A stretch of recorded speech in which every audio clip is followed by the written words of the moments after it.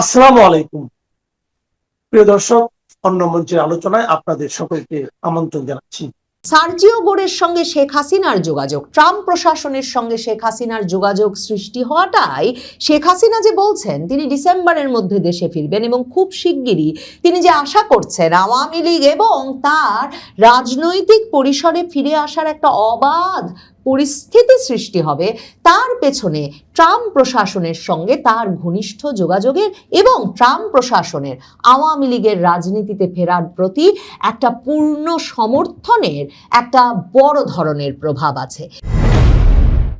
President ট্রাম্পের ঘনিষ্ঠ সহযোগী এবং যুক্তরাষ্ট্রের দক্ষিণ ও মধ্য এশিয়া বিষয়ক বিশেষ দূত সার্জিও গোর তার বহুল আলোচিত আলোড়ন তোলা ঢাকা সফর শেষ করে আবারও তার কর্মস্থল দিল্লি পৌঁছেছেন। কিন্তু বিস্ময়কর ব্যাপার হচ্ছে তিন দিনের একটা সরকারি সফর, রাষ্ট্রীয় সফরে মার্কিন যুক্তরাষ্ট্রের এই অঞ্চলের সবচেয়ে গুরুত্বপূর্ণ কর্মকর্তাটি এলেন ঢাকা শহরে, কিন্তু মাত্র 3টা এঙ্গেজমেন্ট ছাড়া কি নিয়ে তিনি এত ব্যস্ত ছিলেন যে বাংলাদেশ সরকার তার জন্য যেসব বৈঠক ভোজ এসবের ব্যবস্থা করেছিল তার কোনোটাতেই তিনি যোগ দিতে পারলেন না, সেটা বলা মুশকিল। মানে 3 দিনের সফরের প্রথম দিনেই তিনি বাংলাদেশের পররাষ্ট্রমন্ত্রী খলিলুর রহমানের সঙ্গে সাক্ষাৎ করলেন, সে বিষয়ে এক্স হ্যান্ডেলে একটা স্ট্যাটাস দিলেন, সংবাদ মাধ্যমকে সেটা জানানো হলো মার্কিন যুক্তরাষ্ট্রের দূতাবাস এবং বাংলাদেশের পররাষ্ট্র মন্ত্রণালয়ের তরফেও। পররাষ্ট্র মন্ত্রণালয় প্রেস ব্রিফিংও করলো, কিন্তু সেরাতেই যে নৈশভোজের আয়োজন করেছিলেন বাংলাদেশের পররাষ্ট্রমন্ত্রী খলিলুর রহমান এই মার্কিন অতিথির জন্য, তিনি সেই নৈশভোজে যোগ দিতে অস্বীকৃতি জানালেন।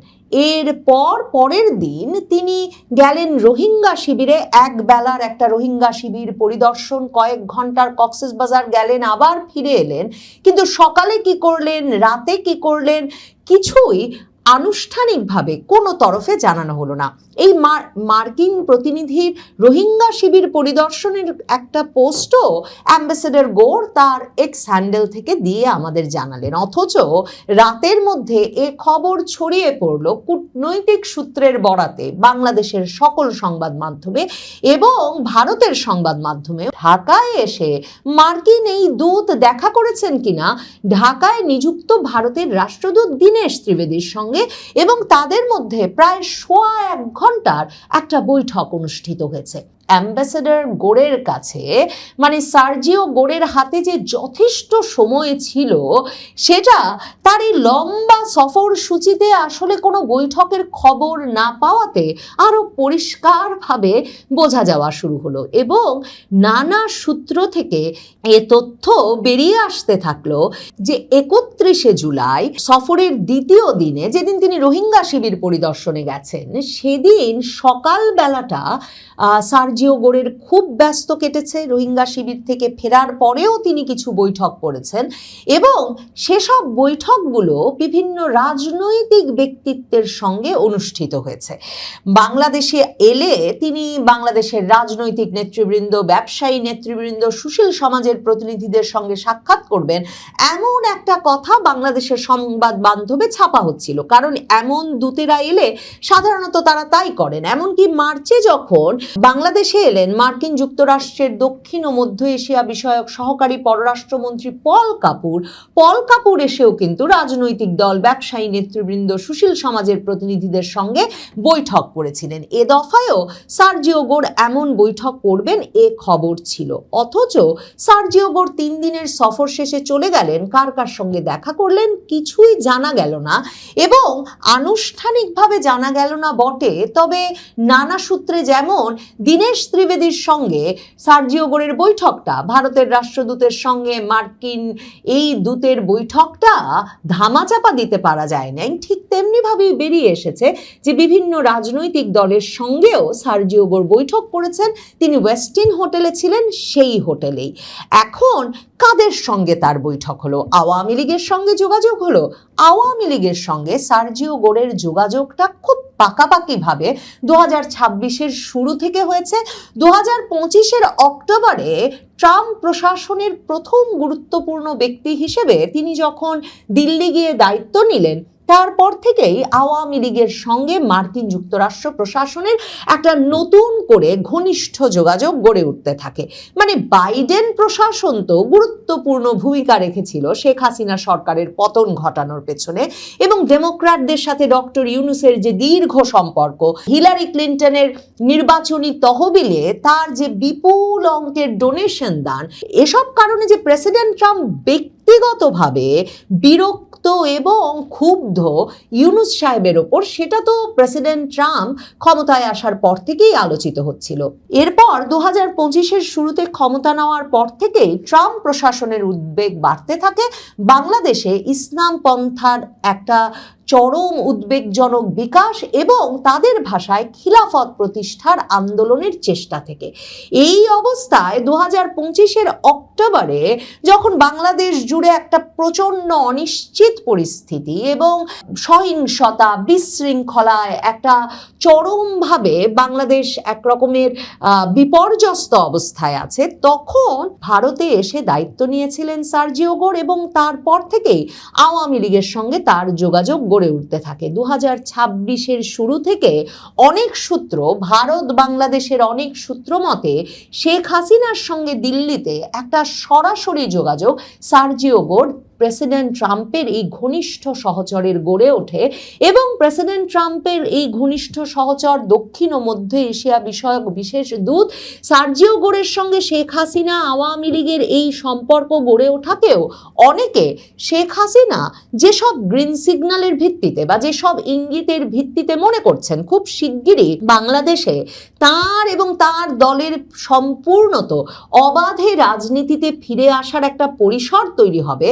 এবং অনেকেই মনে করেন সার্জিও গোরের সঙ্গে শেখ হাসিনার যোগাযোগ, ট্রাম্প প্রশাসনের সঙ্গে শেখ হাসিনার যোগাযোগ সৃষ্টি হওয়াটাই, শেখ হাসিনা যে বলছেন তিনি ডিসেম্বরের মধ্যে দেশে ফিরবেন এবং খুব শিগগিরই তিনি যে আশা করছেন আওয়ামী লীগ এবং তার রাজনৈতিক পরিসরে ফিরে আসার একটা অবাধ পরিস্থিতি সৃষ্টি হবে, তার পেছনে ট্রাম্প প্রশাসনের সঙ্গে তার ঘনিষ্ঠ যোগাযোগের এবং ট্রাম্প প্রশাসনের আওয়ামী লীগের রাজনীতিতে ফেরার প্রতি একটা পূর্ণ সমর্থনের একটা বড় ধরনের প্রভাব আছে। ব্রেন ক্রিস্টেনসেন বাংলাদেশে নিযুক্ত মার্কিন রাষ্ট্রদূত যখন বাংলাদেশে দায়িত্ব নিতে এলেন ট্রাম্প প্রশাসনের নিযুক্ত প্রথম রাষ্ট্রদূত হিসেবে 2026-এর জানুয়ারিতে, তখন নির্বাচনের আগেই কিন্তু তিনি সংবাদ মাধ্যমের সঙ্গে সাক্ষাতে খুব খোলাখুলিভাবে বলেছিলেন যে মার্কিন প্রশাসন সকল দলের সঙ্গেই যোগাযোগ রাখে এবং যে দল ক্ষমতায় আছে সে দলের সঙ্গেও যোগাযোগ রাখে, যে দল ক্ষমতায় নাই সে দলের সঙ্গেও যোগাযোগ রাখে। তবে সকল দল বলতে বোধহয় সকল দলের সঙ্গে সম্পর্ক রাখার কথা ভাবে না যুক্তরাষ্ট্র।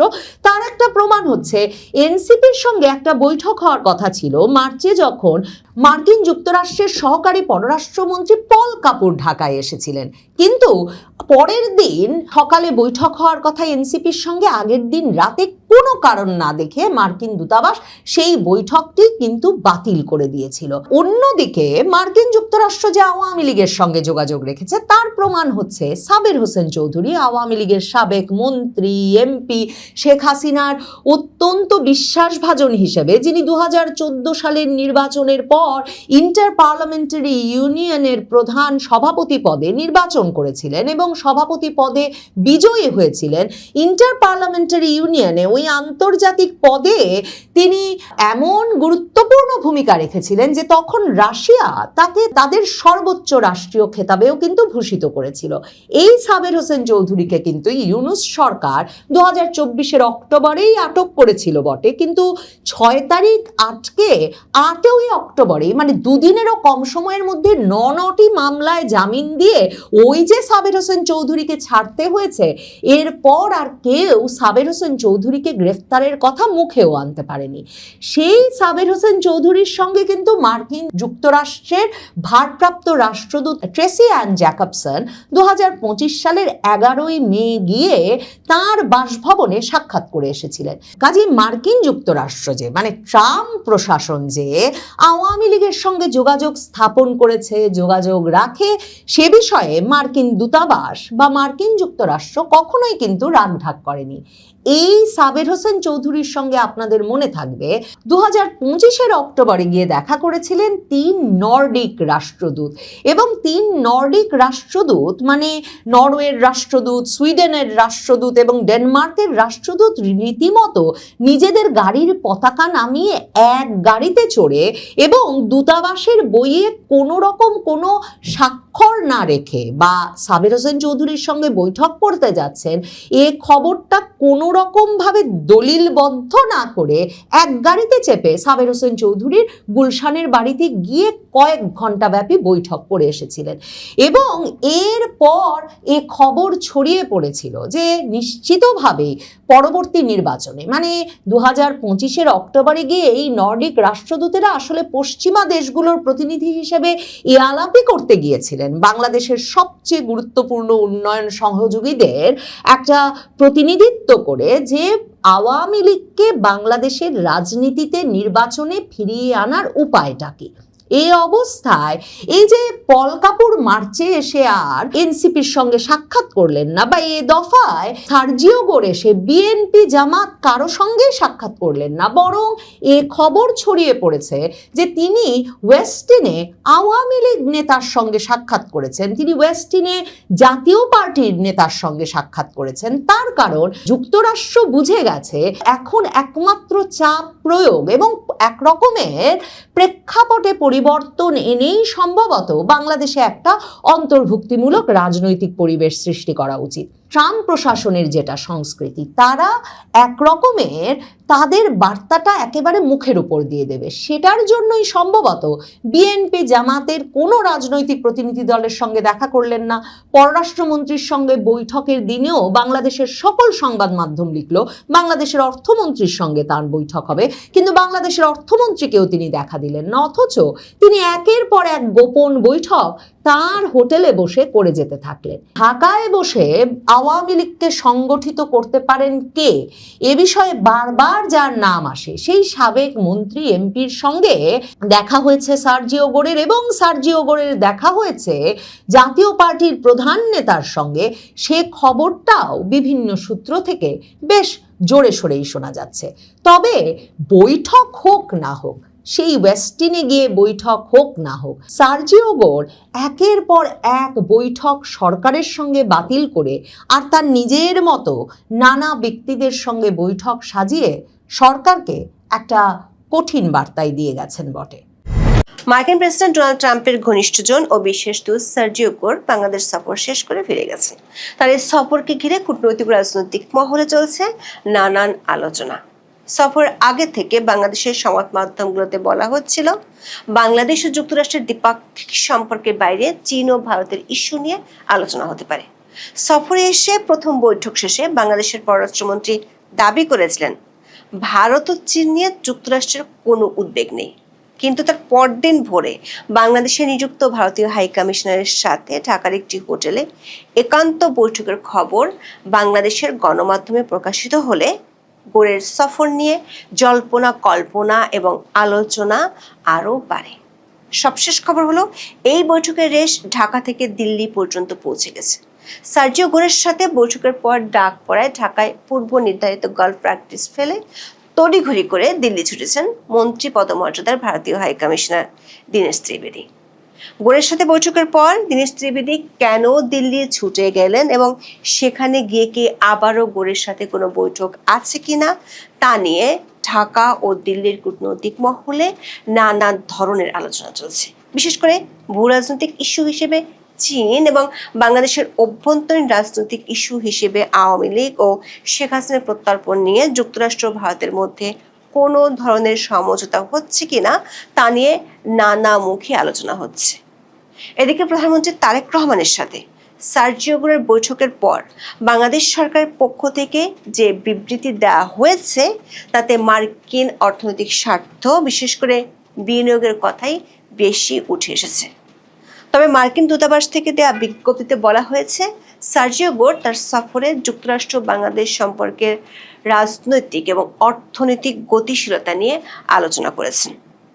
প্রশ্ন হলো এই রাজনৈতিক গতিশীলতা বলতে আসলে কি বোঝানো হয়েছে?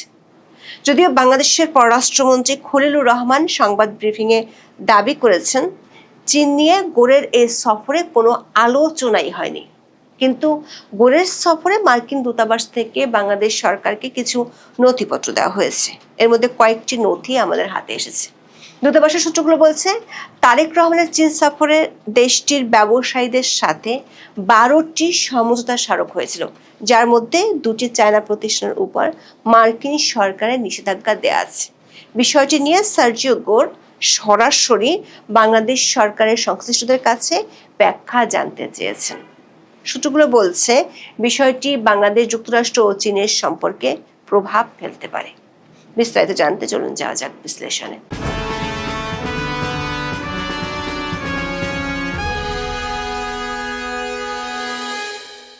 মার্কিন প্রেসিডেন্ট ডোনাল্ড ট্রাম্প তার ঘনিষ্ঠ বন্ধু সার্জিও গোরকে 2025 সালের অগস্টের শেষে ভারতে যুক্তরাষ্ট্র মিশনের দায়িত্বে পাঠিয়েছিলেন, সাথে দক্ষিণ ও মধ্য এশিয়ার বিশেষ দূত হিসেবে নিয়োগ দেন। দক্ষিণ এশিয়ার দেশগুলোর মধ্যে গোর এরই মধ্যে বেশ কয়েকটি দেশ সফর করে ফেলেছেন। গত জানুয়ারিতে নয়াদিল্লিতে যুক্তরাষ্ট্রের রাষ্ট্রদূতের দায়িত্ব নেওয়ার পর এই প্রথম বাংলাদেশ সফরে আসেন তিনি। তার সফরকে কেন্দ্র করে বাংলাদেশের সংবাদ মাধ্যমগুলোতে নানান ধরনের খবর প্রকাশিত হয়। বিশেষ করে সফরে এসে তিনি কি কি বিষয়ে আলোচনা করতে পারেন তার একটা ধারণা এসব খবর থেকে পাওয়া গিয়েছিল। যুক্তরাষ্ট্র ও বাংলাদেশের বাণিজ্যিক এবং অর্থনৈতিক স্বার্থ সংশ্লিষ্ট বিষয়গুলোর পাশাপাশি যেহেতু আমেরিকা যে কোনো মূল্যে চীনের প্রভাব ঠেকাতে মরিয়া, সে কারণে ধারণা করা হচ্ছিল চীন বাংলাদেশ সম্পর্কের বিষয়টি গোরের সফরের আলোচ্য সূচিতে থাকবে।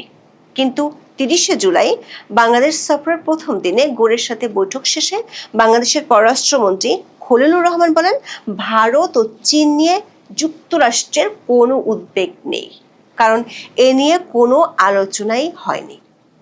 ঢাকায় মার্কিন দূতাবাসের সূত্রগুলো বলছে বাংলাদেশ সফরে সার্জিও গোরের প্রধান একটি ইস্যু ছিল চীনের সাথে বাংলাদেশের চলমান সম্পর্কের বিষয়। সার্জিও গোরের সফরের 33 দিন আগে প্রধানমন্ত্রী তারেক রহমান চীন সফর করে আসেন। সূত্রগুলো বলছে ওই সফরে হওয়া কিছু সমঝোতা স্মারক নিয়ে মার্কিন প্রশাসনের আপত্তি আছে। সেই সংক্রান্ত কিছু নথিপত্র বাংলাদেশ সরকারের কাছে দেওয়া হয়েছে। আমাদের হাতে আসা এসব নথিপত্রে দেখা যাচ্ছে গত 25শে জুন বেইজিংয়ে তারেক রহমানের চীন সফরের সময় 12টি সমঝোতা স্মারক স্বাক্ষরিত হয়েছিল। তার মধ্যে 2টি চায়না প্রতিষ্ঠান, China civil engineering construction corporation বা সিসিইসিসি এবং চায়না রেলওয়ে কনস্ট্রাকশন কর্পোরেশন বা সিআরসিসি নিয়ে যুক্তরাষ্ট্র প্রশাসনের আপত্তি আছে, কারণ এই দুটি চায়না প্রতিষ্ঠানই মার্কিন যুক্তরাষ্ট্রের প্রতিরক্ষা বিভাগের তালিকাভুক্ত।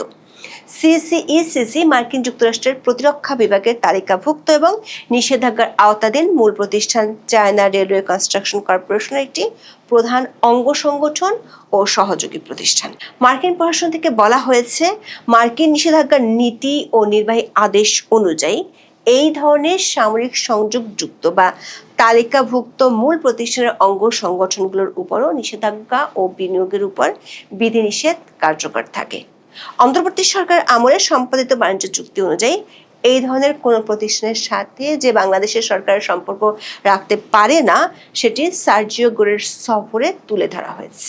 সূত্রগুলো বলছে এর মধ্যে সিসিইসিসি নামক প্রতিষ্ঠানটি বাংলাদেশের চায়না অর্থনৈতিক জোনের কাজে $650 মিলিয়ন বিনিয়োগের কথা রয়েছে।